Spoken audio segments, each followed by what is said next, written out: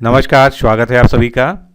Lower PCS mains परीक्षा के लिए आज हम लोग एक मॉक टेस्ट देखेंगे जो कि सामान्य हिंदी व्याकरण के 25 प्रश्नों पर आधारित होगा। और इसमें हम लोग बिल्कुल जिस तरह से सामान्य हिंदी लोअर पीसीएस मेंस में पूछी जाती है, जो बिल्कुल उसका पाठ्यक्रम है, उसी पर आधारित उसी पैटर्न को फॉलो करते हुए प्रश्नों को देखेंगे और उसकी पूरी व्याख्या को भी देखेंगे। तो जो लोग भी लोअर पीसीएस मेंस देने जा रहे हैं उनके लिए वीडियो बहुत ही महत्वपूर्ण है।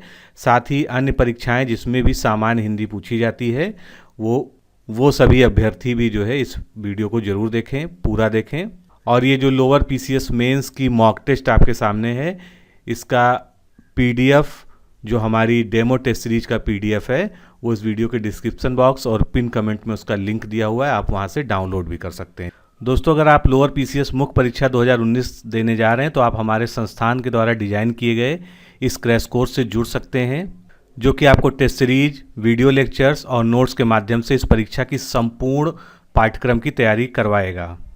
इस क्रैश कोर्स के दो मुख्य भाग हैं। पहला टेस्ट सीरीज है। टेस्ट सीरीज में जो है आप 11 फुल टेस्ट जो पूरे सिलेबस पर आधारित है मिलेंगे आपको, और 5 करंट अफेयर्स के अतिरिक्त टेस्ट मिलेंगे।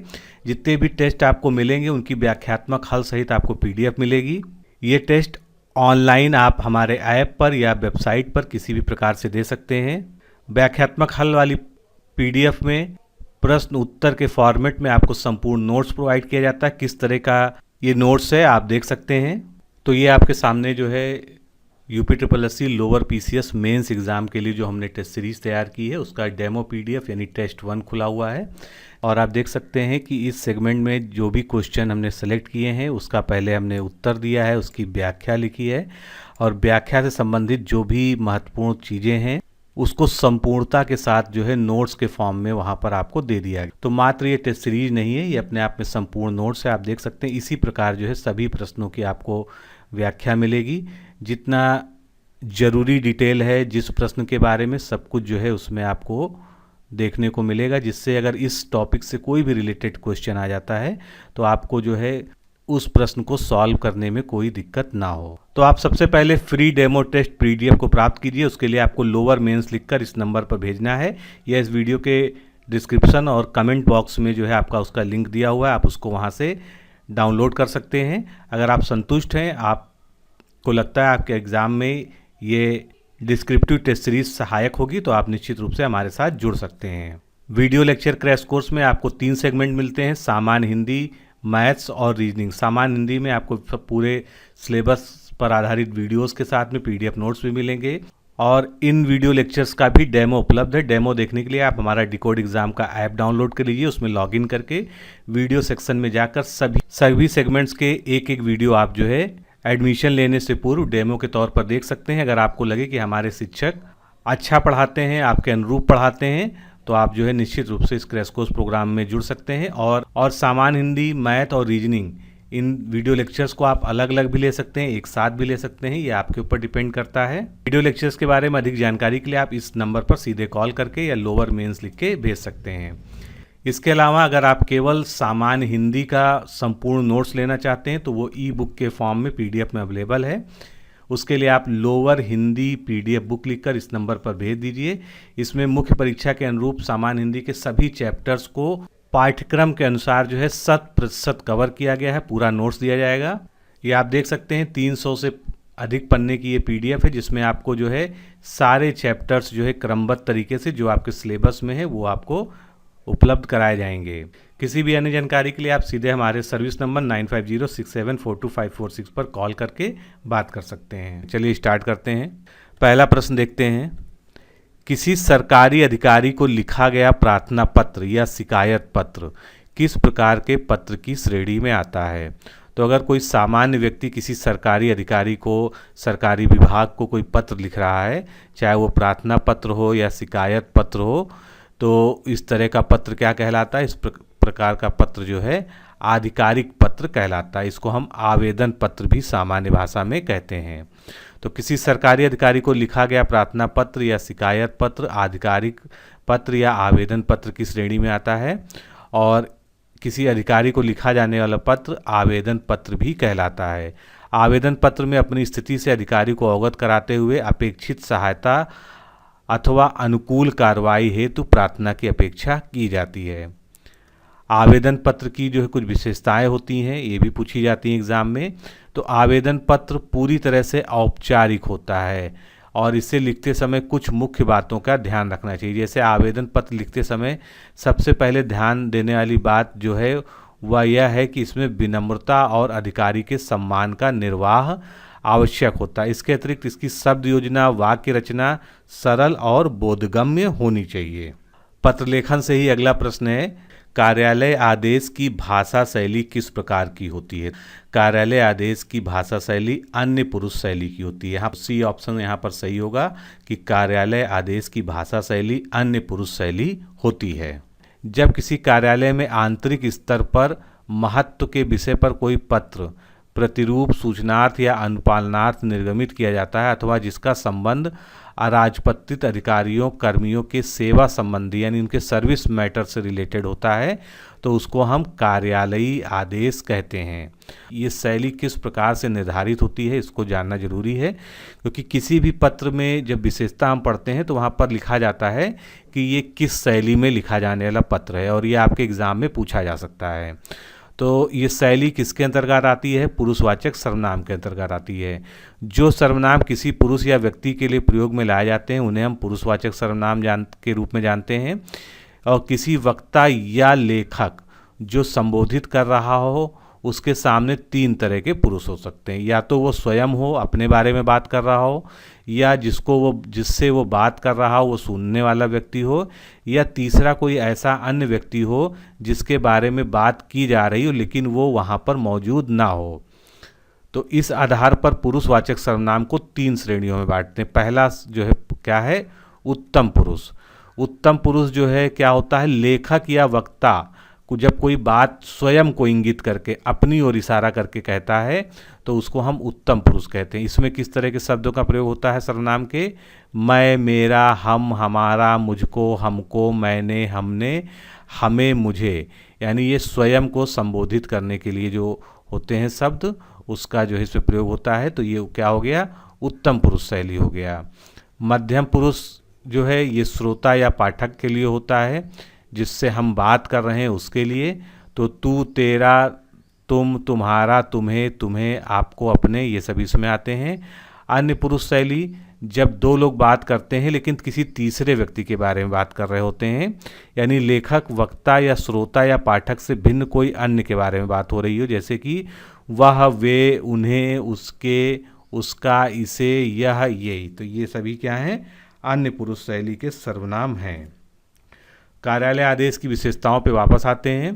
तो कार्यालय आदेश पत्र में कार्यालय आदेश संख्या, कार्यालय का नाम एवं पता सामान्यतः पत्र के शीर्ष में सबसे मध्य में लिखा जाता है। सरकारी कार्यालयों के कर्मचारियों से संबंधित नियम अथवा सूचना के लिए जो पत्र लिखे जाते हैं उन्हें ही हम ऑफिस आर्डर या कार्यालय आदेश कहते हैं।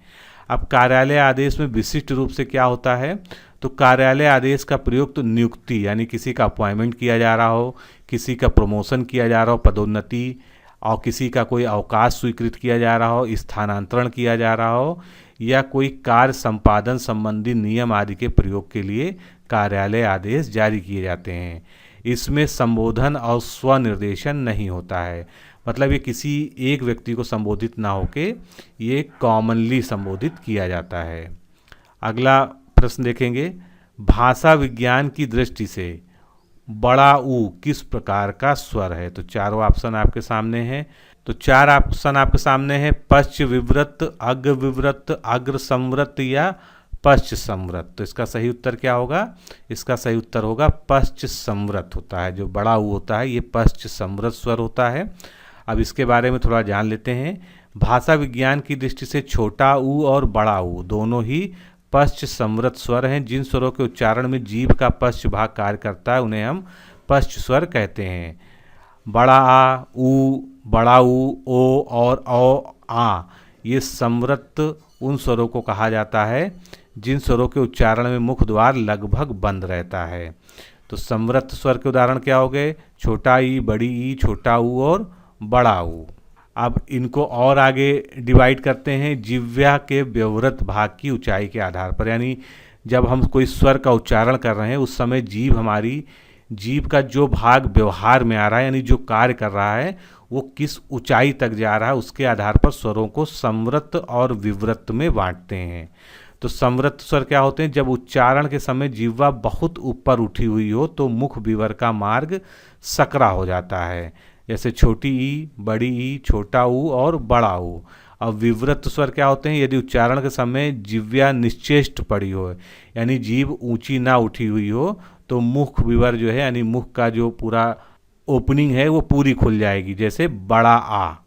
और अर्ध विवर स्वर क्या होते हैं? उच्चारण के समय जिह्वा का नीचे से ऊपर की ओर 1/3 भाग उठने की स्थिति में मुख विवर कुछ कम खुला होगा।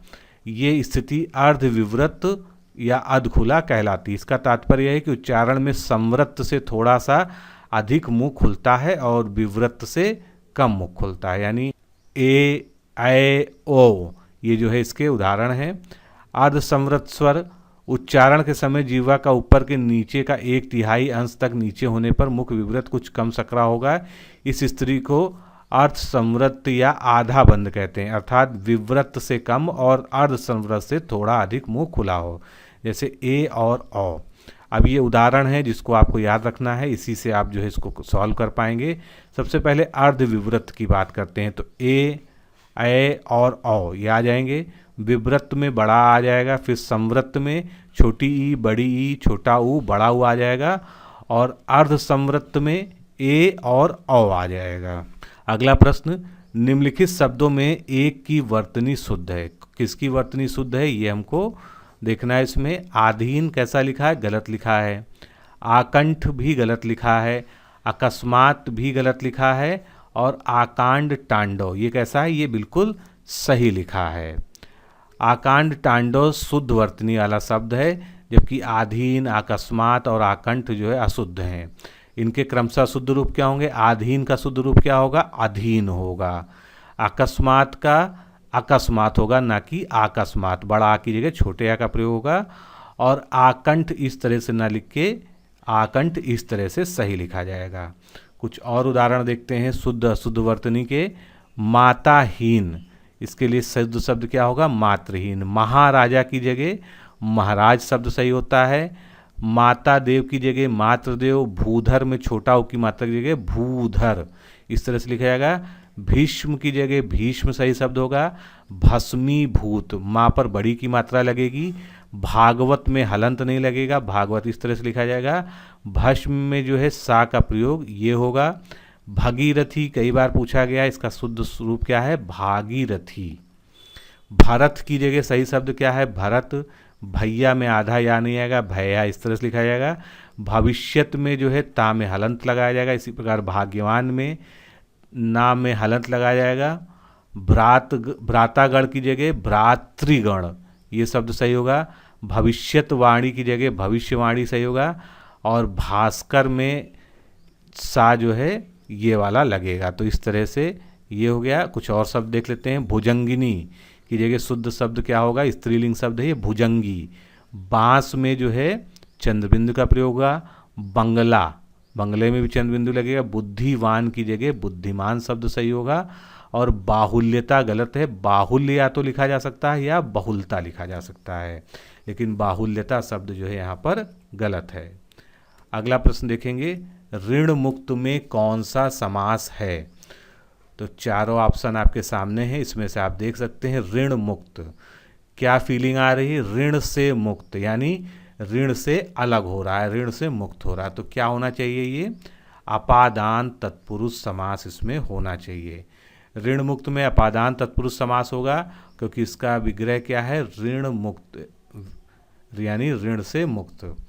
अपादान तत्पुरुष को हम पंचमी तत्पुरुष भी कहते हैं। जिसका प्रथम पद अपादान के चिन्ह यानी से युक्त हो उसे अपादान तत्पुरुष या पंचमी तत्पुरुष कहते हैं। इस समास में अपादान कारक के चिन्ह से का लोप हो जाता है।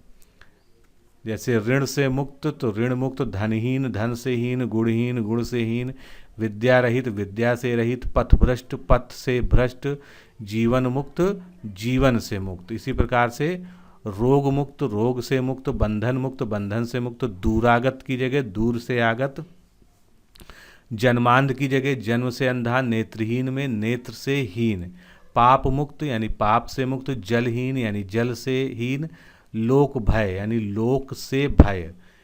कुछ और उदाहरण देखते हैं। राजद्रोह, राजा से द्रोह या राज्य से द्रोह, जल रिक्त, जल से रिक्त, नरक भय, नरक से भय, देश निष्कासन में देश से निष्कासन, दोष मुक्त यानी दोष से मुक्त, बंधन मुक्त में भी बंधन से मुक्त, जाति भ्रष्ट तो जाति से भ्रष्ट, कर्तव्यच्युत यानी कर्तव्य से च्युत, पद मुक्त यानी पद से मुक्त होना, जन्मांध जन्म से अंधा होना, देश निकाला देश से निकाला, कामचोर काम से जी चुराने वाला, जन्म रोगी जन्म से रोगी, भयभीत भय से भीत, पदच्युत पद से च्युत, धर्म विमुख यानी धर्म से विमुख। अगला प्रश्न देखेंगे, निम्नलिखित में से कौन सा शब्द जातिवाचक संज्ञा है। बहुत ही आसान प्रश्न है, इसको ध्यान से देखिए। इसमें से कौन सा शब्द ऐसा दिया है जो एक जातिवाचक संज्ञा है। तो इसमें से जातिवाचक संज्ञा कौन सी हो जाएगी, पर्वत, क्योंकि जब हम पर्वत की बात करते हैं तो वो बहुत सारे पर्वतों की जो है बारे में एक साथ बोध कराता है। जो संज्ञा किसी जाति का बोध कराती है यानी किसी संपूर्ण समुदाय का एक साथ बोध कराती है, जाति का बोध कराती है, उन्हें हम जातिवाचक संज्ञा कहते हैं, जैसे नदी, पर्वत, लकड़ी इत्यादि। अब जातिवाचक संज्ञा से अगर हमको भाववाचक संज्ञा बनाना हो तो उसके उदाहरण क्या होंगे। जातिवाचक से भाववाचक, बंधु से बंधुत्व, समाज से सामाजिकता, ब्राह्मण से ब्राह्मणत्व, क्षत्रिय से क्षत्रियत्व। दोस्त से भाववाचक संज्ञा बनेगी दोस्ती, विद्वान से विद्वता, पुरुष से पुरुषत्व, जाति से जातीयता, दूत से दौत्य, बूढ़ा से बुढ़ापा, नर से नरता, शत्रु से शत्रुता, शिष्य से शिष्यत्व, नारी से नारीत्व, लड़का से लड़कापन या लड़कपन, बालक से बालकपन, इंसान से इंसानियत। शास्त्र से भाववाचक संज्ञा बनेगी शास्त्रीयता, पशु से पशुता या पशुत्व, चोर से चोरी, दास से दासता, घर से घरेलू, प्रभु से प्रभुता, स्त्री से स्त्रीत्व, सेवक से सेवा, आदमी से आदमीयता, शिशु से शैशव, शैतान से शैतानी, दानव से दानवता, मनुष्य से मनुष्यता और युवक से यौवन। अगला प्रश्न देखेंगे, वह चलते चलते रुक गया। अब इस वाक्य में चलते चलते जो शब्द है या पद है ये क्या है। इसका हम सर्वनाम कह सकते हैं, क्रिया कह सकते हैं, अवयव कहेंगे या क्रिया विशेषण कहेंगे। तो चलते चलते क्या है, एक क्रिया विशेषण है। डी ऑप्शन हमारा यहाँ पर सही होगा।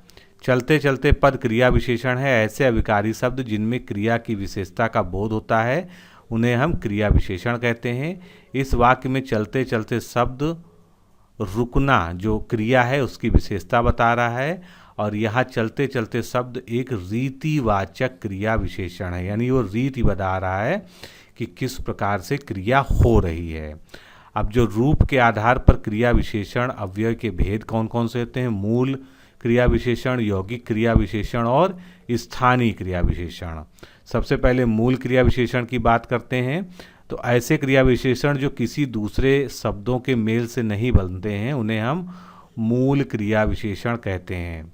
अर्थात ऐसे शब्द जो दूसरे शब्दों में प्रत्यय लगाए बिना ही बन जाते हैं वे मूल क्रिया विशेषण कहलाते हैं। जैसे पास, दूर, ऊपर, आज, सदा, अचानक, फिर, नहीं, ठीक, नहीं, ये सभी क्या है, मूल क्रिया विशेषण है। अचानक से सांप आ गया, मैं अभी नहीं आया, ये इसके उदाहरण हो गए। यौगिक क्रिया विशेषण की बात करते हैं। ऐसे क्रिया विशेषण जो किसी दूसरे शब्द में प्रत्यय या कोई भी पद जोड़ने से बनते हैं उन्हें हम यौगिक क्रिया विशेषण कहते हैं। यानी मूल क्रिया विशेषण में कोई ना कोई प्रत्यय या पद जोड़ दें तो यौगिक क्रिया विशेषण बन जाते हैं। जैसे मन में हमने जोड़ दिया से, मन से, जिससे, चुपके से, भूल से, देखते हुए, यहाँ तक, झट से, वहाँ पर, ये सभी यौगिक क्रिया विशेषण के उदाहरण हैं।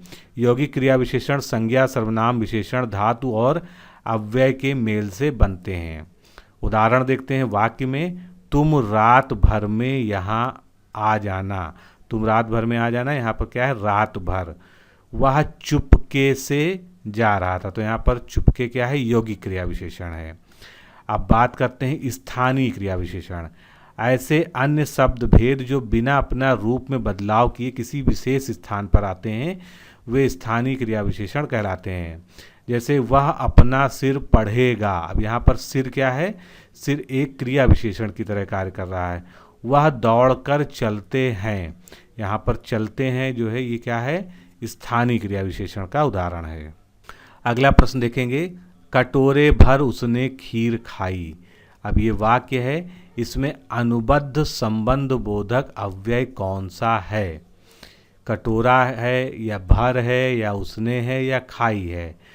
तो हमको अनुबद्ध संबंध बोधक अव्यय यानी जो संबंध स्थापित कर रहा हो, तो इसमें क्या है? भर। उसने कटोरे भर उसने खीर खाई। इसको समझिए थोड़ा सा। कटोरे भर उसने खीर खाई में अनुबद्ध संबद्ध बोधक अव्यय शब्द भर है। यह संबद्ध बोधक अव्यय का एक भेद है।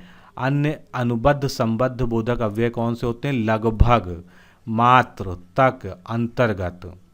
प्रयोग की पुष्टि से संबंध बोधक अव्यय के भेद कौन कौन से होते हैं? सविभक्तिक, निर्विभक्तिक या उभय विभक्तिक। इसको समझते हैं। सविभक्तिक संबंध बोधक अव्यय जिसको हम संबद्ध संबद्ध बोधक भी कहते हैं, जो अव्यय शब्द कारक विभक्तियों जैसे ने, को, से के साथ संज्ञा या सर्वनाम के बाद आते हैं उन्हें सविभक्तिक कहते हैं। यानी उनके साथ कोई ना कोई विभक्ति जुड़ी हुई है। कौन सी विभक्तियाँ? ने, को, से, ये सभी क्या है? कारक विभक्तियाँ हैं। तो ऐसे संबंध बोधक संज्ञा शब्द या सर्वनाम की विभक्तियों के पीछे आते हैं। जैसे धान के बिना, घर के आगे। तो यहाँ पर क्या है? के बाद क्या आ रहा है? बिना आ रहा है। के बाद यहाँ पर आगे आ रहा है।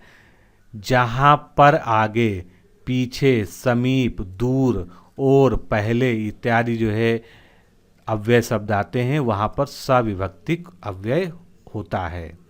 उदाहरण के लिए, विद्यालय के सामने बगीचा है, घर के आगे स्कूल है, यहाँ से पूरब की ओर तालाब है, मैं कार्यालय से दूर पहुँच चुका था, इसी जंगल के पीछे नदी बहती है, तुम घर के भीतर जाओ, उत्तर की ओर पर्वत है, लक्ष्मण ने पहले किसी से युद्ध नहीं किया था।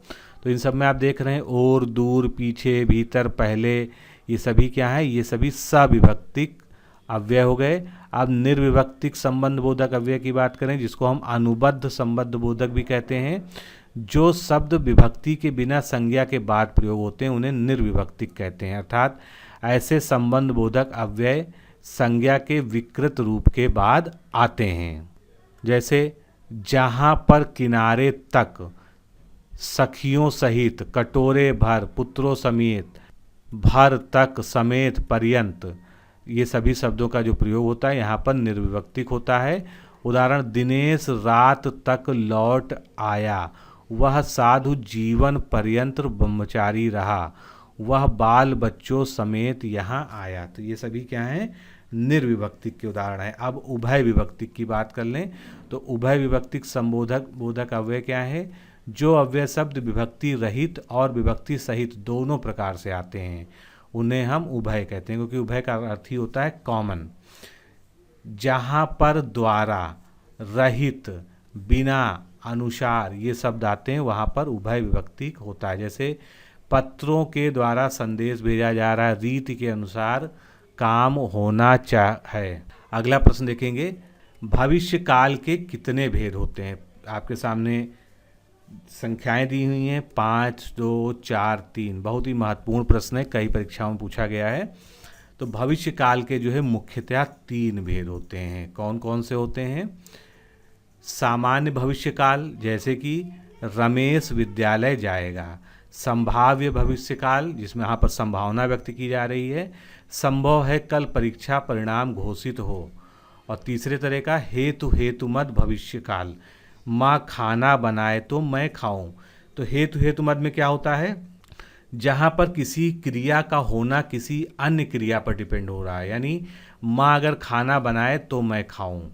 यहाँ पर क्या है? एक दूसरे पर डिपेंडेंसी। अगर खाना नहीं बनेगा तो मैं खाऊंगा कैसे? यानी माँ खाना बनाए तो मैं खाऊं। तो यहाँ पर क्या होता है? हेतुमद भविष्य काल होता है। अब इसको थोड़ा सा और डिटेल में समझते हैं। सबसे पहले सामान्य भविष्यकाल की बात कहते हैं। क्रिया के जिस रूप से उसके भविष्य में सामान्य ढंग से होने का पता चलता है उसे हम सामान्य भविष्यकाल कहते हैं। इससे यह प्रकट होता है कि क्रिया सामान्यता भविष्य में होगी। जैसे बच्चे कैरम बोर्ड खेलेंगे, वह घर जाएगा, दीपक अखबार बेचेगा। संभाव्य में क्या है, संभावना बनी होती है। क्रिया के जिस रूप से उसके भविष्य में होने की संभावना का पता चले उसे संभाव्य भविष्यकाल कहते हैं, जिससे कि भविष्य में किसी कार्य होने की संभावना हो। जैसे शायद चोर पकड़ा जाए, यहाँ पर कंफर्म नहीं है लेकिन शायद शब्द लगा हुआ, शायद चोर पकड़ा जाए। परीक्षा में शायद मुझे अच्छे अंक प्राप्त हों, हो सकता है कि मैं कल वहाँ जाऊँ। तो इनमें क्या है, एक संभावना व्यक्त की जा रही है। अगला प्रकार हेतु हेतुमत भविष्यकाल। क्रिया के जिस रूप में एक कार्य का पूरा होना दूसरे आने वाले समय की क्रिया पर निर्भर होता है उसे हम हेतु हेतुमत भविष्यत काल कहते हैं। जैसे कि वह आए तो मैं जाऊं, वह कमाए तो मैं खाऊं, जो कमाए सो खाए, वह पढ़ेगा तो सफल होगा। यहाँ पर क्या है, एक कार्य जो है दूसरे कार्य पर भविष्य में डिपेंड करता है। जब एक कार्य पूर्ण होगा तभी अगला होगा। तो यहाँ पर जो है एक दूसरे पर डिपेंडेंसी के कारण इसको हेतु हेतुमत भविष्यत काल कहते हैं। अगला प्रश्न देखते हैं। संगम, संवाद, संतोष, संस्कार, संयुक्त, ये शब्द हैं। इनमें कौन से उपसर्ग का प्रयोग हुआ है? संगम, संवाद, संतोष, संस्कार, संयुक्त। तो इसमें एक ही तरह के उपसर्ग का प्रयोग हुआ है। वो उपसर्ग कौन सा है? सम उपसर्ग है। ए ऑप्शन यहाँ पर करेक्ट है। जो शब्दांश शब्दों के पहले जुड़कर उनके अर्थ में कुछ विशेषता उत्पन्न करते हैं वे उपसर्ग कहलाते हैं। सम एक संस्कृत का उपसर्ग है जिसका अर्थ होता है पूर्णता या संयोग होता है। कुछ अन्य उपसर्ग की तरह प्रयुक्त होने वाले अव्यय शब्द देख लेते हैं, यानी ऐसे अव्यय या अविकारी शब्द जो उपसर्ग की तरह प्रयोग होते हैं। जैसे अमा, तो अमा से अमावस्या हो जाएगी, अमात्य बन जाएगा। उद से उद्गम उद्गार, कत से कदश्व कदम्ब कदाचार कदर्थ कदाकार, महा से महाराष्ट्र महासागर महामंत्री महाप्रयाण महाभियोग महाभारत महायज्ञ महायान महारथी महाराज महाकाल महावीर। इसके बाद मान उपसर्ग देखते हैं। मानदेय, मानसून, मानचित्र, मानदंड, मानहानि, मानसरोवर। मित जिसका अर्थ क्या होता है? कम होता है। मितव्ययी, मितभाषी, मितव्यय, मिताहार। मुँह, मुँह मांगा, मुँह दिखाई, मुँहफट, मुँह बोला, मुँह तोड़। ये सभी क्या हैं?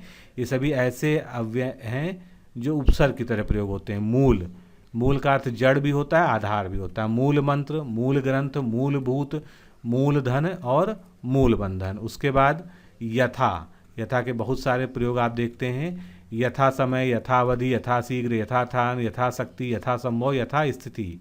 रंग का भी काफ़ी प्रयोग होता है। रंग रूप, रंग ढंग, रंग रेज, रंग रूट, रंगमंच, रंगशाला, रंग रसिया। रक्त का प्रयोग रक्तस्राव, रक्ततुंड, रक्तवर्ण, रक्तकंठ। रफू, रफू चक्कर, रफूगर। अलम, अलम का जो है सामान्य अर्थ जो है बहुत या काफ़ी के बारे में निकलता है। अलंकार, अलंकरण या अलंकृत। काम का भी प्रयोग होता है उपसर्ग की तरह, ये एक अविकारी शब्द है। कामदेव, कामधेनु, कामशास्त्र, कामांध, कामाक्षी, कामाग्नि, कामातुर, कामायनी, कामोन्माद, कामयाब, कामकाज, कामचोर, कामचलाऊ, कामाख्या। अगला प्रश्न देखेंगे। निम्न में से किस वाक्य में त्रुटि नहीं है? 4 वाक्य आपके सामने दिए हैं, कौन सा एक सही है हमको ये बताना है। तो इसका सही उत्तर क्या होगा? उस कागज पर मैंने हस्ताक्षर कर दिए। ये वाक्य जो है बिल्कुल सही है। उस कागज पर मैंने हस्ताक्षर कर दिया गलत है। उस कागज पर मैंने हस्ताक्षर कर दिए, कागज में नहीं होना चाहिए। मैंने हस्ताक्षर कर दिया उस कागज पर, ये भी गलत है। सब गलत है, पहला जो है यहाँ पर सही है। अब कुछ जो है ऐसी अशुद्धियाँ देखते हैं जो कारक यानी परसर्ग संबंधी अशुद्धियाँ हैं, और इसमें शुद्ध अशुद्ध वाक्य होंगे। वह बस पर यात्रा कर रहा, तो यहाँ पर का प्रयोग ना होके बस से यात्रा करना, यानी कारक जो है से लगेगा। नौकर का कमीज की जगह नौकर की कमीज। बिना पैसे का किसी भी आदमी को सम्मान नहीं मिलता, गलत है। बिना पैसे के। राधा का और कृष्ण का मंदिर प्रसिद्ध है, तो यहाँ पर क्या हो जाएगा? राधा कृष्ण का मंदिर प्रसिद्ध है। शिष्य यज्ञ को लकड़ी ले आया, यज्ञ को की जगह यज्ञ के लिए लकड़ी ले आया। फिर मैंने राम को पूछा, तो राम को की जगह राम से पूछा। वह शहर के खिलौने लाकर बेचता, गलत है, वह शहर से खिलौने लाकर बेचता है। आम बजट के ऊपर नहीं बहस होगी, आम बजट पर बहस होगी। जनता के अंदर असंतोष फैल गया, तो जनता के अंदर नहीं, जनता में असंतोष फैल गया। किसान ने खेत पर बीज बोया है, किसान ने खेत में बीज बोया है। अगला, घर पर सब कुशल है, तो घर पर नहीं, घर में सब कुशल है। अपने हाथों काम करना अच्छा होता है, तो यहाँ पर अपने हाथों की जगह अपने हाथों से काम करना, यहाँ पर से का प्रयोग कारक के रूप में बीच में होना जरूरी है। अगला प्रश्न देखेंगे, मानक हिंदी का विकास किस बोली से हुआ है? बहुत ही महत्वपूर्ण प्रश्न है, भाषा एवं साहित्य से प्रश्न इसी प्रकार के आते हैं। तो मानक हिंदी का जो विकास हुआ है वो खड़ी बोली हिंदी से हुआ है। सी ऑप्शन यहाँ पर बिल्कुल करेक्ट है। इसके बारे में डिटेल में जान लेते हैं। मानक हिंदी का विकास खड़ी बोली हिंदी से हुआ है, जबकि अन्य बोलियाँ ब्रजभाषा, बांगरू, अवधी से मानक हिंदी का विकास नहीं हुआ है। खड़ी बोली उत्तर प्रदेश के मेरठ जिले के आसपास की प्रमुख क्षेत्रीय बोली है तथा वहाँ की अधिकांश ग्रामीण जनता द्वारा बोली जाती है। अब खड़ी बोली की कुछ विशेषताएं देखते हैं। खड़ी बोली शब्द का प्रयोग आरंभ से उसी भाषा शैली के लिए हुआ है जिसे 1823 के बाद हिंदी कहा गया, यानी खड़ी बोली ही आगे चल के असली हिंदी में बदल गई। खड़ी बोली अनेक नामों से जानी जाती है, हिंदुई, हिंदवी, दक्षिणी, दखनी या दकनी, रखता, हिंदुस्तानी, हिंदुस्तानी, ये सभी खड़ी बोली के विभिन्न नाम हैं जो अलग अलग क्षेत्रों में बोले जाते हैं। डॉक्टर ग्रियर्सन ने इसे वर्नाकुलर हिंदुस्तानी तथा डॉक्टर सुनीति कुमार ने चटर्जी ने इसे जनपदीय हिंदुस्तानी का नाम दिया था। भाषा विज्ञान की दृष्टि से इसे आदर्श हिंदी या स्टैंडर्ड हिंदी, उर्दू तथा हिंदुस्तानी का मूल आधार स्वरूप बोली होने का गौरव प्राप्त है। डॉक्टर चटर्जी खड़ी बोली के साहित्यिक रूप को साधु हिंदी, ये याद रखिएगा, इस तरह के भी प्रश्न पूछे जा सकते हैं कि साधु हिंदी किसने कहा है, या नागरी हिंदी के नाम से अभिहित करते हैं, परंतु डॉक्टर गियर्सन ने इसे हाई हिंदी का अभिधान प्रदान किया है। आकार बहुला तथा ओकार बहुला पश्चिमी बोलियों के दो वर्ग हैं। खड़ी बोली अपने मूल रूप में मेरठ, बिजनौर के आसपास बोली जाती है। खड़ी बोली के प्रधानता दो रूप मिलते हैं, एक तो पूर्वी खड़ी बोली और एक पश्चिमी खड़ी बोली। खड़ी बोली को कौरवी नाम से भी जाना जाता है। खड़ी बोली नाम का अर्थ दो अर्थों में हुआ है, एक मानक हिंदी के लिए, दूसरा मेरठ, दिल्ली के आसपास बोली जाने वाली बोली के लिए। क्योंकि यह क्षेत्र पुराना कुरु जनपद है और इस दूसरे अर्थ के लिए कौरवी का प्रयोग भी होता है। यह नाम इसे राहुल सांकृत्यायन ने दिया है। खड़ी बोली के अंतर्गत दिल्ली के उत्तर पूर्व में मेरठ, मुजफ्फरनगर, बिजनौर, सहारनपुर, मुरादाबाद, रामपुर आदि जिले आते हैं और यह प्रदेश प्राचीन काल में कुरु जनपद के अंतर्गत था, अतः इस बोली को कौरवी नाम भी दिया गया है। खड़ी बोली के प्रमुख क्षेत्र मेरठ, बिजनौर, मुजफ्फरनगर, सहारनपुर, देहरादून के मैदानी भाग, अम्बाला, कलसिया और पटियाला के पूर्वी भाग, रामपुर और मुरादाबाद भी हैं। अयोध्या सिंह उपाध्याय हरिओद कृत प्रिय प्रवास खड़ी हिंदी बोली का प्रथम महाकाव्य है। मोस्ट इंपॉर्टेंट है एग्जाम के पॉइंट ऑफ व्यू से ये पॉइंट। खड़ी बोली में सबसे पहले काव्य सृजन करने वाले कवि कौन है? अमीर खुसरो। ये भी पूछा जा सकता है आपसे, इस भाषा का इस नाम यानी हिंदवी से उल्लेख सबसे पहले उन्हीं की रचनाओं में मिलता है। अब शुरुआत करते हैं 13 नंबर प्रश्न से। दुर्जन का संधि विच्छेद इनमें से क्या होगा? तो चारों ऑप्शन आपके सामने हैं और उसमें से सही उत्तर क्या होना चाहिए? बी ऑप्शन इसमें करेक्ट है, दुह दन जन। तो ये क्या हो जाएगा? दुर्जन हो जाएगा। अब इसकी व्याख्या देख लीजिए किस प्रकार से। दुर्जन का संधि विच्छेद दुह धन जन होगा जब विसर्ग के पहले छोटा आ या बड़ा आ को छोड़कर अन्य कोई स्वर हो और बाद में कोई स्वर हो या किसी वर्ग का तीसरा, चौथा, पांचवा वर्ण या र, ला, वा, हा में से कोई वर्ण आए तो विसर्ग के स्थान पर क्या हो जाता है? रा हो जाता है। जैसे दुह धन गुण दुर्गुण हो जाएगा, निह धन धन निर्धन हो जाएगा। इसी प्रकार से कई सारे उदाहरण आपके सामने हैं। निराशा में निह धन आशा, निह धन बल निर्बल, निह धन जन निर्धन, आशी धनवाद आशीर्वाद, दुह धन बल दुर्बल, दुह धन जन दुर्जन, बहि धन मुख बहिमुख, दुह धन दशा दुर्दशा, दुह धन गुण दुर्गुण, निह धन जर निर्जर, दुह धन भाग्य दुर्भाग्य, निह धन भय निर्भय। इसके अलावा निह धन धारण निर्धारण, दुह धन उपयोग दुरुपयोग, दुह धन ऊह दुरूह, दुह धन आशा दुराशा, निह धन अर्थक निरर्थक, दुह धन नाम दुर्नाम। अगला प्रश्न देखते हैं। यथासंभव, बहुत ही कॉमन क्वेश्चन है, कई बार आपने पढ़ा होगा। यथासंभव में कौन सा समास पाया जाता है, यानी यथासंभव में कौन सा समास है। चारों ऑप्शंस पर नज़र डालिए, बहुब्रीहि, तत्पुरुष, अव्ययी भाव और कर्मधारय। तो यथासंभव में कौन सा समास होगा, अव्ययी भाव समास होगा। बी ऑप्शन यहाँ पर हमारा करेक्ट होगा। किस तरह से, जब दो या दो से अधिक शब्दों से मिलकर बने हुए नए सार्थक शब्द को क्या कहते हैं, समास कहते हैं। और समास मुख्यतः 6 प्रकार के होते हैं। अव्ययी भाव के बारे में बात करते हैं। इनमें पूर्व पद प्रधान होता है और अव्यय होता है। जैसे यथाशीघ्र, यथासंभव, प्रतिदिन, अनुरूप, भरपेट, आजन्म।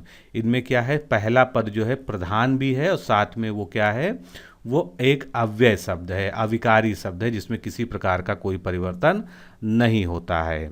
तत्पुरुष समास, इसमें उत्तर पद प्रधान होता है तथा पूर्व पद और उत्तर पद के बीच कारक चिन्ह जो भी होता है उसका लोप हो जाता है। जैसे गगन चुंबी, गगन को चूमने वाली, करुणापूर्ण, करुणा से पूर्ण, प्रयोगशाला, प्रयोग करने की शाला। तो यहाँ पर जितने भी कारक हैं वो उनका लोप हो जा रहा है और उत्तर पद प्रधान है और पूर्व पद और उत्तर पद के बीच कोई ना कोई कारक चिन्ह आ रहा है। तो इसमें उत्तर पद कौन सा हो गया, चुंबी, पूर्ण, प्रयोगशाला में शाला, धनहीन, राजपुत्र। अगले समास कौन सा है, कर्मधारय। इसमें विशेष विशेषण जैसा संबंध होता है। चरण कमल, प्राण प्रिय, मृग नयन, लाल मणि। तो इसमें क्या है, विशेष और विशेषण का संबंध होता है। द्विगु समास जो है कोई ना कोई इसमें संख्या होती है। इसमें उत्तर पद प्रधान होता है तथा पूर्ण पद संख्यावाचक विशेषण होता है। पूर्व पद क्या है, सप्त सिंधु। तो इसमें क्या है, 7, सप्त मतलब 7, सिंधु। इसी प्रकार से नवरात्र यानी नवरात्र, चौराहा, त्रिकोण। तो इसमें पूर्व पद क्या होता है, संख्यावाचक होता है और प्रधान कौन सा पद होता है, उत्तर पद प्रधान होता है।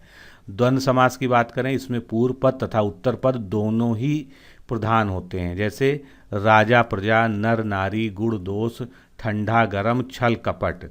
और इसमें प्रायः जो है योजक चिन्ह का प्रयोग होता है। तो ये जो है क्या हो गया, द्वंद्व समास हो गया।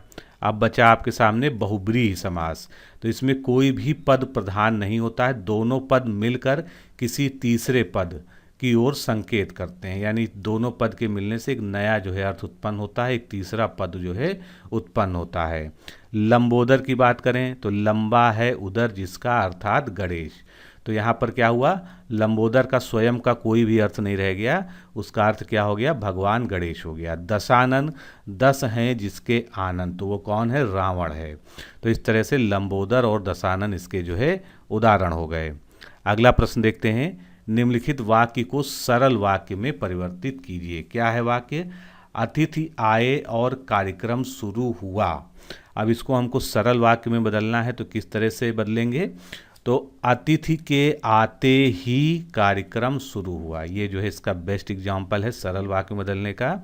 तो यहाँ पर क्या है, एक योजक लगा था और जो है 2 वाक्यांशों में इसको अलग अलग कर रहा था। लेकिन इसको जब हम सिंपल सेंटेंस में सरल वाक्य में बदलेंगे तो अतिथि के आते ही कार्यक्रम शुरू हुआ, ये जो है इसका सरल वाक्य हो जाएगा। रचना के आधार पर वाक्य 3 प्रकार के होते हैं। सबसे पहले सरल वाक्य की बात करते हैं। जिन वाक्यों में केवल एक ही उद्देश्य और एक ही विधेय होता है उन्हें सरल वाक्य या साधारण वाक्य कहते हैं। जैसे राम पढ़ता है, मीरा विद्यालय जा रही है। तो क्या है, ये सरल वाक्य, क्योंकि इसमें एक ही उद्देश्य है और एक ही विधेय है।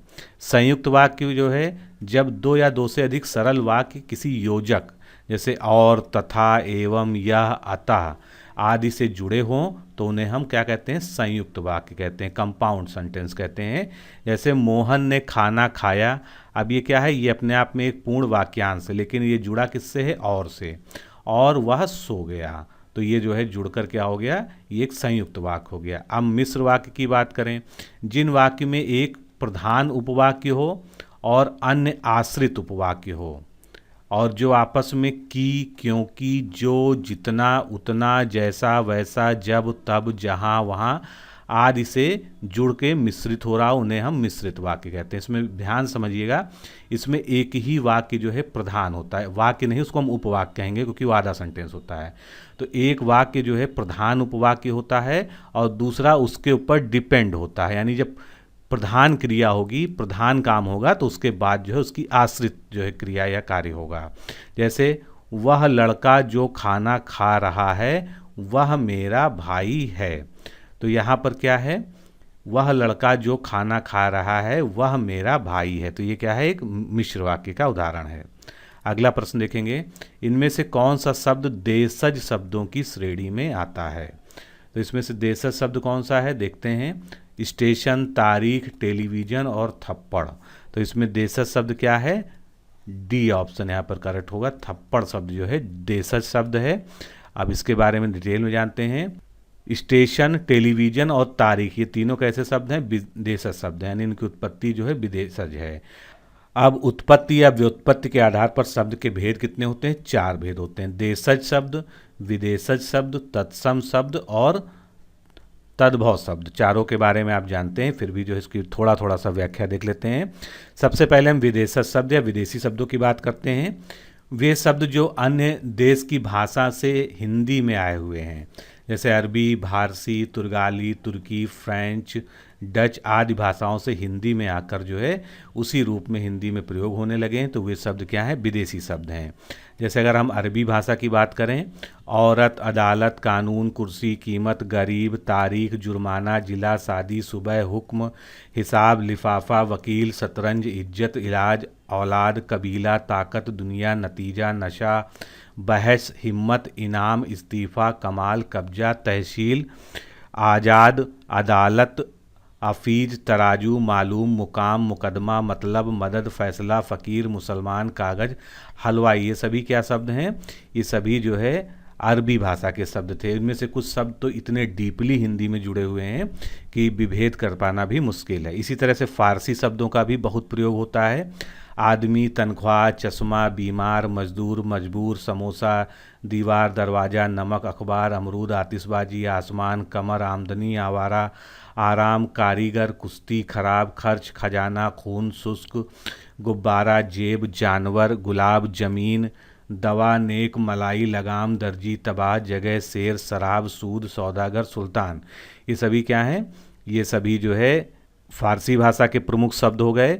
पुर्तगाली भाषा के भी बहुत सारे शब्द जो है प्रयोग होते हैं, जैसे अचार, चाबी, संतरा, साबुन, पपीता, बाल्टी, गमला, आलू, कमीज़, अगस्त, आलपिन, आलू, इस्पात, कनस्तर, कमीज, कार्बन, गोभी, गोदाम, नीलाम, पीपा, पादरी, पिस्तौल, फीता, बस्ता, बटन, बाल्टी, पतलून, प्याज और मेज। उसके बाद तुर्की, फ्रेंच, डच, इनके जो है बहुत ज़्यादा शब्दकोश में शब्द नहीं, लेकिन कुछ प्रमुख शब्द जो आपके सामने हैं ये देखते हैं। तुर्की शब्दों में कैंची, कलंगी, आका, चम्मच, तोप, बारूद, कालीन, खंजर, काबू, चेचक, चुगली, चौका, तमजा, तमाशा, बावर्ची, बेगम, बहादुर, मुगल, लाश, उर्दू, ये सभी क्या हैं, तुर्की शब्द हैं। फ्रेंच भाषा के शब्द हैं काजू, कारतूस, मेयर, कूपन, अंग्रेज, मीनू। डच भाषा से तुरुप, बम, चिड़िया, ड्रिल। रूसी भाषा से बुजुर्ग, स्पुतनिक, लूना। यूनानी भाषा से एकेडमी, एटलस, बाइबिल, टेलीफोन, ये सभी जो है यूनानी भाषा के शब्द हैं जो हिंदी में प्रमुख रूप से प्रयोग होते हैं। अगला प्रश्न देखेंगे, धातु पर प्रत्यय जोड़कर वर्तमान कालिक कृदंत बनते हैं, तो कौन सा प्रत्यय जोड़कर जो है वर्तमान कालिक कृदंत का निर्माण किया जाता है, इसको आपको समझना भी होगा क्योंकि इसके बारे में जानना जरूरी है। तो धातु पर अगर हम ता का प्रयोग करते हैं, ता प्रत्यय को जोड़ देते हैं धातु पर, तो वो जो है वर्तमान कालिक कृदंत बन जाता है। अब धातु या मूल शब्द में कृत प्रत्यय, जिनको हम कृदंत प्रत्यय कहते हैं। इनको जोड़ने से मूल शब्द का अर्थ बदल जाता है। मूल शब्द में ता कृत प्रत्यय जोड़ने से वर्तमान कालिक कृदंत बनता है। इसके उदाहरण से समझने का प्रयास करिए। मूल शब्द या धातु क्या होता है? जो क्रिया का मूल शब्द होता है उसको हम धातु कहते हैं। जैसे लिख, ये क्या है? ये मूल रूप से क्रिया है। अब इसमें कृत प्रत्यय हम जोड़ देते हैं ता, तो क्या हो जाएगा? लिखता। इसी तरह से पढ़ में जो है ता जोड़ देंगे तो पढ़ता, तो ये क्या आ जाएगा? ये वर्तमान कालिक बन जाते हैं। और धातु होता क्या है? क्रिया की रचना जो है धातु से होती है। या तो इसको दूसरे शब्दों में कह सकते हैं कि जो क्रिया का मूल अंश है वो धातु है, बेसिक जो है वो धातु है। एक मूल धातु से विभिन्न प्रकार की क्रियाओं का निर्माण होता है। जैसे मूल धातु क्या है? पढ़ है। अब इससे पढ़ना, पढ़ाना दोनों बन सकता है। लिख से लिखना, लिखा, लिखवाया, लिखती। हंस से हंसना, हंसता। खेल से खेलता, खेलना और खिलवाना। व्युत्पत्ति के आधार पर तथा शब्द निर्माण की दृष्टि से धातु दो प्रकार की होती हैं। पहला होता है मूल धातु और दूसरा होता है यौगिक धातु। तो जैसा नाम से स्पष्ट है, मूल धातु स्वतंत्र होती है तथा दूसरे शब्दों पर आश्रित नहीं होती। जैसे खा, पी, देख, चल, पढ़, लिख, ये सभी क्या हैं? मूल धातुएं हैं। यौगिक धातुएं यानी जो है मूल धातुओं को आपस में मिलाने से जो बनती हैं, जैसे कि खाना, पीना, देखना, चलना, लिखना, पढ़ना, ये सभी क्या है? ये सभी यौगिक धातुएं हैं। अब कृदंत प्रत्यय, जो कि आपने शब्द पढ़ा, हो सकता है बहुत से लोगों को ये चीज़ समझ में ना आई हो, तो इसको हम यहाँ पर डिटेल में उदाहरण सहित देख लेंगे तो बिल्कुल समझ में आ जाएगा। क्रिया या धातु के अंत में प्रयुक्त होने वाले प्रत्ययों को कृत प्रत्यय कहते हैं। किसे कहते हैं? कोई भी क्रिया है, जैसे मान लीजिए लिखता है, तो लिखता के आखिरी में क्या है? ता जुड़ रहा है, तो इस प्रत्यय को हम क्या कहेंगे? कृत प्रत्यय कहेंगे। और उनके मेल से बने शब्दों को हम क्या कहते हैं? कृदंत कहते हैं। अर्थात जो प्रत्यय मूल धातुओं अर्थात क्रियापद के में मूल स्वरूप के अंत में जुड़कर नए शब्द का निर्माण करते हैं, उन्हें कृदंत या कृत प्रत्यय कहते हैं। जैसे कृत प्रत्यय क्या हो गया? एक हमारा अक हो गया। अब मूल क्रिया क्या है? पाठ, धाव और सहाय। तो पाठ में पाल, पाठक, धावक, सहायक और पालक बन जाएगा अक जोड़ने से प्रत्यय। इसी तरह से एया प्रत्यय जोड़ेंगे चढ़ में तो क्या हो जाएगा? चढ़ैया हो जाएगा। रख में रखैया हो जाएगा। लूट में एया जोड़ देंगे लुटैया हो जाएगा। और खेब में जोड़ देंगे खेवैया हो जाएगा। ऊ कृत प्रत्यय जोड़ेंगे तो झाड़, आड़, उतार क्या हो जाएगा? झाड़ में ऊ लगेगा झाड़ू, आड़ में आड़ू और उतार में उतारू लग जाएगा। ना प्रत्यय लगेगा तो बंधन, बेल में बेलन, झाड़ में लग जाए तो झाड़न। इसी प्रकार से नी का प्रयोग करेंगे तो चटनी, धौकनी, मथनी हो जाएगा। औटी प्रत्यय का प्रयोग करेंगे तो कस में लगाएंगे क्या हो जाएगा? कसौटी हो जाएगा। ईया का बढ़ में लग जाएगा तो बढ़िया। घट में लग जाएगा घटिया। जड़ में लग जाएगा जड़िया। अनीय एक संस्कृत का कृत प्रत्यय है। दृश्य में लग जाएगा तो दर्शनीय हो जाएगा। या जो संस्कृत का है दा में लगेगा तो क्या हो जाएगा? देय। इसी तरह से या जो संस्कृत का है पूज में लगेगा पूज्य हो जाएगा। यत कृदंत प्रत्यय दा में लगेगा तो देय हो जाएगा। तुक लगेगा भू में तो भूत हो जाएगा। इसी तरह से कई सारे उदाहरण हैं जिसको देख लीजिए जल्दी से। मद से क्या बन जाएगा? मत बन जाएगा। खिद से खिन्न बन जाएगा। जरा से जीर्ण बन जाएगा। मान लगा देंगे विद में विद्यमान बन जाएगा। वाला लगा देंगे गाना में तो गाने वाला। होना में लगा देंगे हार तो क्या बन जाएगा? होनहार। छलना में ईया कृदंत प्रत्यय लगा देंगे छलिया बन जाएगा। क्र में लगा देंगे अक तो बन जाएगा कारक। इसी तरह से आऊ जो हिंदी का कृत प्रत्यय है वो चल में लगा देंगे तो चलाऊ। बिक में लगा देंगे बिकाऊ। टिक में लगा देंगे तो टिकाऊ। फिर आका हिंदी का भी प्रत्यय है। लड़ में लगा देंगे तो लड़ाका हो जाएगा। धम में धमाका और कड़ में जो है आका कृदंत प्रत्यय लगा देंगे तो कड़ाका हो जाएगा। आड़ी लगा देंगे खेल में तो खिलाड़ी। कब में कबाड़ी। आगे में अगाड़ी। आकू लगा देंगे पढ़ में तो क्या हो जाएगा? पढ़ाकू। लड़ में लगा देंगे आकू तो लड़ाकू। आलू या आलू इस झगड़ा में लगाएंगे तो झगड़ालू। दया में लगाएंगे तो दयालु। कृपा में लगाएंगे तो कृपालु। मुझे लगता है कि अब आपको जो है कृदंत प्रत्यय के बारे में सारी बात समझ में आ गई होगी। अगला प्रश्न देखेंगे। जिसका निवारण ना हो सके उसके लिए एक शब्द क्या है? अविकल, अनिर्णीत, अनिर्धार्य या अनिवार्य। तो जिसका निवारण ना हो सके यानी जिसका कोई विकल्प ना हम बना सकें, जिसको निवारण ना किया जा सके, वो क्या हो जाएगा, अनिवार्य, जिसको हम कहते हैं कंपल्सरी। तो जिसका निवारण ना हो सके उसके लिए एक शब्द अनिवार्य है, और जिसका निर्णय ना हो सके उसके लिए एक शब्द है अनिर्णीत। शेष विकल्प जो है असंगत थे। कुछ जो है उदाहरण और देख लेते हैं एक शब्दों वाले। आय व्यय लेन देन का लोखा जोखा रखने वाला क्या कहलाता है, लेखाकार या लेखपाल कहलाता है। आयोजन करने वाले को आयोजक कहते हैं। आवश्यकता से अधिक धन का त्याग करना अपरिग्रह कहलाता है। आवश्यकता से ना अधिक ना कम यानी काफ़ी है। आशा से अधिक आशातीत, आश्रय देने वाला आश्रयदाता। इंद्रियों से संबंधित ऐन्द्रिक, उद्योग से संबंधित औद्योगिक, उपकार करने वाला उपकारी।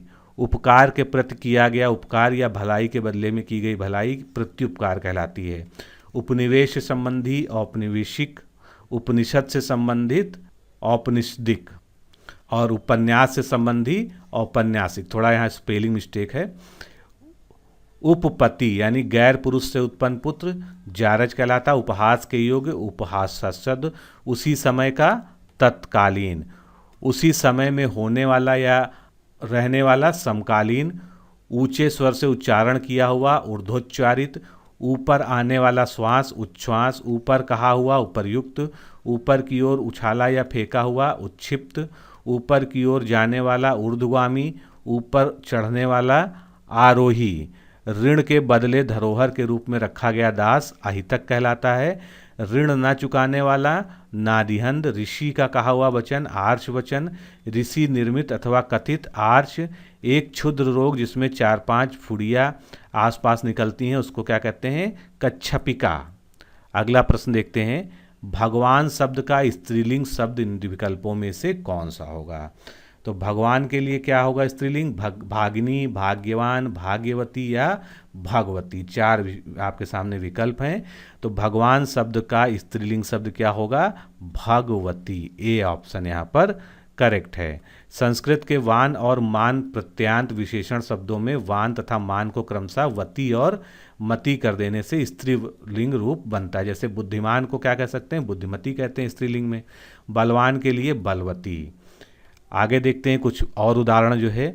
संपादक का संपादिका, गायक का गायिका, मर्द का औरत, पाठक का पाठिका, पत्र का पत्रिका, लड़का का लड़की, चालक का चालिका, बेटा का बेटी, माँ का बाप, कबूतर का कबूतरी, देव का देवी, पोता का पोती, काला का काली, दास का दासी, देवर का देवरानी स्त्रीलिंग हो गया, ठाकुर का ठकुरानी, पंडित का पंडितानी, चौधरी का चौधरानी, हाथी का हथनी, चोर का चोरनी, पुत्र का कन्या, पुरुष का स्त्री, साहब का मेम, सम्राट का साम्राज्ञी, श्यार का श्यारनी, शेर का शेरनी, मोर का मोरनी, राजा का रानी, गाय का बैल, माता का पिता, बिलाव का बिल्ली, हिंदू का हिंदुनी, भील का भीलनी, ऊँट का ऊँटनी, भाई का बहन, वर का वधू, बुआ का फूफा, बेटा का पुतोह, ऊँट का ऊँटनी, हंसी का हंसनी। नेक्स्ट क्वेश्चन, पनही शब्द का तत्सम रूप इनमें से क्या है। पनही शब्द का तत्सम क्या हो जाएगा, उपानह। डी ऑप्शन जो है यहाँ पर बिल्कुल करेक्ट होगा।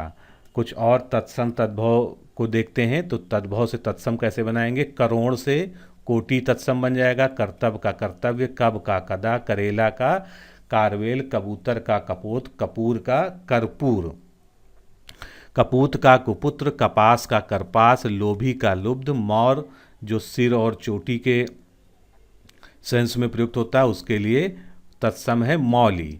मौर जो बंजरी या बौर के लिए प्रयोग होता है उसके लिए तत्सम है मुकुल।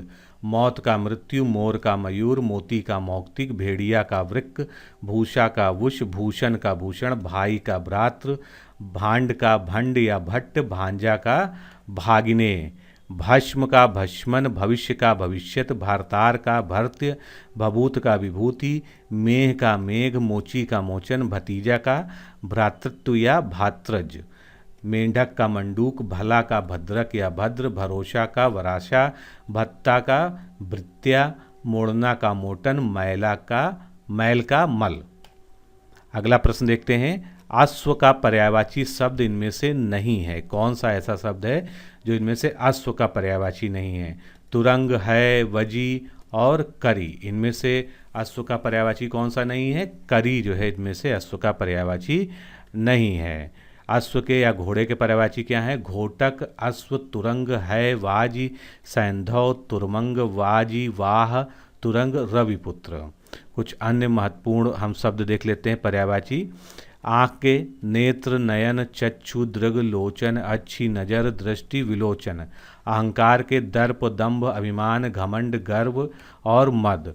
अस्त के पर्यायवाची ओझल, गायब, छिपना, तिरोहित। असुर के दैत्य, दानव, राक्षस, निशाचर, रजनीचर, दनुज, रात्रिचर, जातुधान, तमीचर, मायावी, सुरारी, निश्चिर और मनुजाद। अशुद्ध के पर्यायवाची शब्द दूषित, अपवित्र, मलिन, गंदा, गलत। अवनति के अपकर्ष, राश, गिराव, उतार। अर्जुन के पार्थ, धनंजय, सव्यसाची, गांडीवधारी। अरण्य जिसको हम जंगल कहते हैं, इसके पर्यायवाची अटवी, विपिन, कानन, वन, कांतार, दावा, गहन, बीहड़, विटप। अमृत के पर्यायवाची सुधा, पीयूष, अमीय, सोम, सुरभोग, जीवनोदक, अमी, मधु, दिव्य पदार्थ। अभिप्राय के आशय, तात्पर्य, मतलब, अर्थ, मनसा, व्याख्या, भाष्य, टीका, टिप्पणी। अभिजात के पर्यायवाची संभ्रांत, कुलीन, श्रेष्ठ और योग्य। अप्सरा के पर्यायवाची देवांगना, सुरांगना, देवकन्या, सुखनिता, अरुण प्रिया। अपमान के अनादर, बेइज्जती, अवमानना, निरादर, तिरस्कार। अन्य के पर्यायवाची पर, भिन्न, पृथक, दूसरा, अलग और। अनुमान के पर्यायवाची अंदाज, तखमीना, अटकल और कयास। 22वां प्रश्न देखते हैं। चिरंतन का सही विपरीतार्थक शब्द इसमें से चुनिए। चिरंतन का विलोम शब्द हमको बताना है। तो चिरंतन का अर्थ क्या होता है? जो सदैव रहने वाला हो। तो उसका उल्टा क्या हो जाएगा? जो नष्ट होने वाला हो, यानी नश्वर हो। ए ऑप्शन यहाँ पर करेक्ट हो जाएगा। चिरंतन का शाब्दिक अर्थ है बहुत दिनों तक चलने वाला या बहुत पुराना, और नश्वर का अर्थ है नष्ट होने वाला या नाशवान। कुछ और विलोम शब्द देख लेते हैं। खंडित का अखंडित, खंडनीय का मंडनीय या अखंडनीय, खंडन का मंडन, क्षुब्ध का शांत, क्षुद्र का विराट, विशाल या महान, अकेला का दुकेला, अकाल का सुकाल, अकलुष का कलुष, अकर्मक का सकर्मक, अकर्तव्य का कर्तव्य, अकंटक का कंटकित, अंशता का पूर्णतः, अंधेरा का उजाला, अंदर का बाहर, अंतिम का अनंतिम या आरंभिक, अंतरंग का बहिरंग, अंत का आदि या अनंत, अंतःकरण का बहिकरण, अंगीकार का अनंगीकार या अस्वीकार, अंगीकरण का अनंगीकरण, ऐक्य का विलोम अनैक्य, हताश का आशावान, हत का आहत, हसना का रोना, स्वीकृति का विलोम अस्वीकृति, स्वीकार का अस्वीकार, स्वीकार का अस्वीकार, अस्वास्थ्यकर का अस्वास्थ्यकर, स्वावलंबी का परावलंबी, स्वार्थी का परार्थी, स्वार्थ का परमार्थ, स्वार्थ का निस्वार्थ भी होता है। स्वामी का विलोम सेवक, स्वाभाविक का अस्वाभाविक, स्वाधीनुभूति का परानुभूति, स्वाधीनता का पराधीनता, स्वाधीन का पराधीन, स्वादिष्ट का स्वाधीन, निस्वाद या बेमजा, स्वस्थता का अस्वस्थता। अगला प्रश्न देख लेते हैं। कोष्ठक में दिए गए विराम चिन्ह का नाम क्या है? तो ये चिन्ह क्या है? ये चिन्ह है। बहुत ज़्यादा प्रयोग होता है हिंदी में, प्रायः आप इसको देखते हैं। तो इसको क्या कहते हैं? विस्मय बोधक चिन्ह कहते हैं। डी ऑप्शन यहाँ पर करेक्ट होगा। इस चिन्ह का नाम विस्मय बोधक चिन्ह है। इसका प्रयोग विषाद, विस्मय, हर्ष, घृणा, आश्चर्य, करुणा, भय इत्यादि मनोभावों को व्यक्त करने के लिए किया जाता है। और जो आह्लाद सूचक शब्द होते हैं पद, वाक्य और उनके अंत में अपने बड़ों के सादर संबोधन में तथा अपने से छोटों के प्रति शुभकामनाओं और सद्भावनाओं के प्रकटन में यह विराम चिन्ह प्रयुक्त होता है। विराम चिन्ह के बारे में कुछ जानते हैं। तो पठन करते समय गति, प्रवाह और स्पष्टता लाने हो तो कुछ नियमों का पालन किया जाता है। अगर हम उन नियमों का पालन ना करें तो अर्थ का अनर्थ हो जाता है। जैसे विराम का अर्थ क्या होता है? रुकना या ठहरना। तो वाक्य को लिखते अथवा बोलते समय बीच बीच में कहीं कहीं थोड़ा बहुत रुकना पड़ता है, जिससे भाषा स्पष्ट, अर्थवान और भावपूर्ण हो जाती है। लिखित भाषा में इस ठहराव को दिखाने के लिए कुछ विशेष चिन्हों का प्रयोग करते हैं, इन्हें ही हम विराम चिन्ह कहते हैं। तो हिंदी के जो कुछ महत्वपूर्ण विराम चिन्ह हैं उनको देख लेते हैं। अल्प विराम, अर्ध विराम, पूर्ण विराम जिसको फुल स्टॉप कहते हैं, फिर प्रश्न सूचक यानी क्वेश्चन मार्क, विस्मय सूचक जो अभी हमने डिस्कस किया, अवतरण या उद्धरण चिन्ह। तो इकहरा जो है अवतरण होता है या दोहरा होता है, जिसमें हम जो है किसी कोटेशन को, किसी जो है बात को जो है हाईलाइट करने के लिए बंद कर देते हैं। योजक चिन्ह जो डैश का प्रयोग करते हैं, कोष्ठक चिन्ह में जो है कई तरह के जो है ब्रैकेट्स का प्रयोग किया जाता है, विवरण चिन्ह जब किसी बात का हम विवरण और ज़्यादा देना होता है तो हम जो है उस शब्द के बाद जो है इस तरह से लगा देते हैं, जिसका अर्थ होता है कि इसका और स्पष्टीकरण आगे दिया हुआ है। लोप चिन्ह जहाँ पर कोई चीज़ का जो है लोप हो जाता है वहाँ पर जो है हम इस तरह से लगा देते हैं, इसको लोप चिन्ह कहते हैं। विस्मरण चिन्ह जब हम लिखने में कोई चीज़ भूल जाते हैं तो दो शब्दों के बीच अगर हमको कोई चीज़ और जोड़नी होती है तो हम यहाँ पर इस तरह से क्या करते हैं, विस्मरण चिन्ह लगा देते हैं और ऊपर जो है उस शब्द को लिख देते हैं। तो ये क्या होता है कि यहाँ पर ये चीज़ भूल हो गई थी, उसको बढ़ा दिया गया है। संक्षेप चिन्ह जो है सीधे सीधे जो है बिंदी लगा दी जाती है। निर्देश चिन्ह जो है ये जो है क्या होता है, ये डैश से थोड़ा सा बड़ा होता है। डैश जो है हल्का सा लगाया जाता है, जिसको हम योजक चिन्ह, जिसको हमने यहाँ पर कहा, ध्यान से देखिएगा दोनों में अंतर है। योजक चिन्ह थोड़ा सा छोटा होता है और इसके बाद जो है जो निर्देश चिन्ह होता है वो जो है लंबाई में थोड़ा सा बड़ा होता है। तुल्यता सूचक चिन्ह जिसको हम बराबर का निशान कहते हैं, संकेत चिन्ह ये जो इस तरह से स्टार बना दिया जाता है, और समाप्ति सूचक चिन्ह जो है इस तरह से ये लगाया जाता है। आगे चलते हैं, एक पैराग्राफ वाला क्वेश्चन हल करना है। इसमें 24 और 25 दो प्रश्न दिए हैं इसके पर आधारित, गद्यांश पर आधारित, उसको हमको हल करना है। तो ये पूरा पैरा आपको पढ़ना पड़ेगा। तो आप इसको जो है पूरे पैरा को क्या कर सकते हैं, इसको पाउस करके पढ़ सकते हैं। मैं इसको आपको दिखा रहा हूँ, इसको आप एक बार जो है पूरा पाउस करके पढ़ लीजिए, फिर सीधे हम जो है क्वेश्चन पर आके बात करते हैं। अब पहला क्वेश्चन इस पर क्या आधारित है, जन संकुल का क्या आशय है। तो जन संकुल मतलब क्या होता है, संकुल मतलब जो होता है किसी चीज़ का जमाव, और जन का मतलब लोगों का जमाव। तो इसका क्या मतलब हो गया, भीड़ भरा, जहाँ पर जो है भीड़ भरा यानी काफ़ी भीड़ हो। तो ये हम यहाँ पर देख लेते हैं कहाँ पर आया था। तो जन संकुल का आशय जो है क्या है, भीड़ भरा है, और संकुल का अर्थ भीड़ या भारी जनघनत्व या भीड़ का जमाव होता है। अगला प्रश्न इस पर आधारित है, शाखाहीन रसहीन शुष्क वृक्ष को क्या कहा जाता है। तो अगर इस पैरा को आप ध्यान से पढ़ेंगे तो इसमें इसको उत्तर मिल जाएगा कि शाखाहीन रसहीन और शुष्क वृक्ष को जो है ठूंठ वृक्ष कहा जाता है। डी ऑप्शन जो है यहाँ पर करेक्ट होगा, शाखाहीन रसहीन शुष्क वृक्ष को ठूंठ वृक्ष कहा जाता है। तो दोस्तों इस तरह से हमने लोअर पीसीएस मेंस के इस डेमो टेस्ट का जो हिंदी का पोर्शन कंप्लीट कर लिया है। अब आगे जो है हम जीके और बाकी जो सेगमेंट हैं उसको आगे के वीडियोस में हल करेंगे। तो आज के लिए इतना ही, नमस्कार, धन्यवाद। दोस्तों अगर आप लोअर पीसीएस मुख्य परीक्षा 2019 देने जा रहे हैं तो आप हमारे संस्थान के द्वारा डिजाइन किए गए इस क्रैश कोर्स से जुड़ सकते हैं, जो कि आपको टेस्ट सीरीज, वीडियो लेक्चर्स और नोट्स के माध्यम से इस परीक्षा की संपूर्ण पाठ्यक्रम की तैयारी करवाएगा।